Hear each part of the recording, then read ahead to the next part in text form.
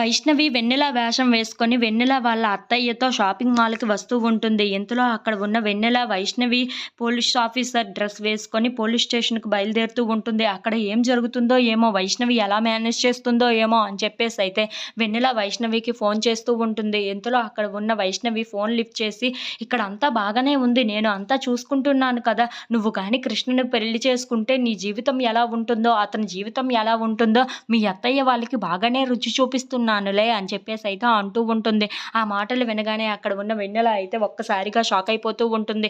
ఇంతలో అక్కడ ఉన్న వైష్ణవి మాత్రం "నీ గురించి చాలా గొప్పగా మాట్లాడుతున్నాను తెలుసా ఇక్కడ" అని చెప్పేసైతే అంటూ ఉంటుంది. ఆ మాటలు వినగానే అక్కడ ఉన్న వెన్నెల అయితే చాలా సంతోషిస్తూ ఉంటుంది.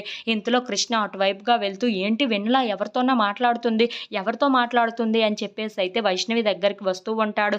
ఇంతలో అక్కడ ఉన్న వైష్ణవి మాత్రం వెన్నెలను "వెన్నెల నీకెందుకు ఇక్కడంతా నేను చాలా బాగా చూసుకుంటున్నాను. అందరిని బాగానే మేనేజ్ చేస్తున్నాను. నీ వేషంలో ఉన్న నేను ఎంత బాగా నటిస్తానో నీకు తెలుసు కదా!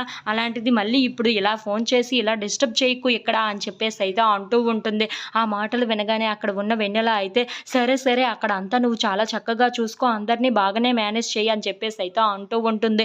ఇంతలో అక్కడ ఉన్న వైష్ణవి మాత్రం "నువ్వు మాత్రం స్టేషన్‌కి వెళ్ళు. నాలాగా బాగా నటించు" అని చెప్పేసైతే అంటూ ఉంటుంది. ఆ మాటలు వినగానే అక్కడ ఉన్న వెన్నెల అయితే "సరే నేను పోలీస్ స్టేషన్‌కి వెళ్తున్నాను" అని చెప్పేసైతే అంటూ ఉంటుంది. ఇంతలో అక్కడ ఉన్న కృష్ణ వైష్ణవి దగ్గరికి వస్తూ ఉంటుంది. ఎవరితో ఇలా వీడియో కాల్ మాట్లాడుతుంది అని చెప్పేసైతే అనుకుంటూ వైష్ణవి దగ్గరికి వస్తూ ఉంటాడు. ఇంతలో అక్కడ ఉన్న వెన్నెల మాత్రం "నువ్వు బాగానే చూసుకుంటావు కదా" అని చెప్పేసైతే మళ్ళీ అడుగుతూ ఉంటుంది. ఆ మాటలు వినగానే అక్కడ ఉన్న వైష్ణవి అయితే "వీళ్ళందరినీ ఎలా మేనేజ్ చేస్తున్నానో నువ్వే చూస్తావు కదా! మళ్ళీ నిన్ను వదలలేనంతగా కృష్ణ నిన్ను పట్టుకునే విధంగా నేను చూసుకుంటాను" అని చెప్పేసైతే అంటూ ఉంటుంది. ఆ మాటలు వినగానే అక్కడ ఉన్న కృష్ణ అయితే ఒక్కసారిగా షాక్ అయిపోతూ ఉంటాడు.